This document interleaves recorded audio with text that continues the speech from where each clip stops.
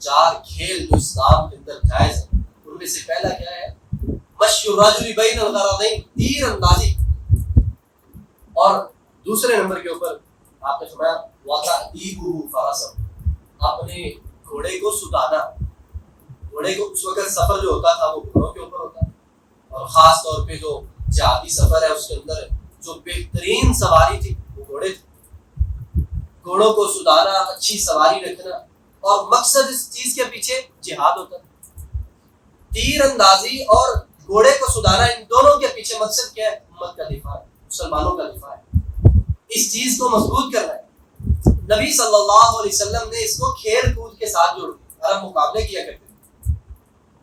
اور تیسرے نمبر کے اوپر آپ نے فرمایا وَمُدَاعَبَتُهُ أَهْلَهُ، اپنے گھر والوں کے ساتھ کھیلنا، اپنی بیوی کے ساتھ کھیلنا.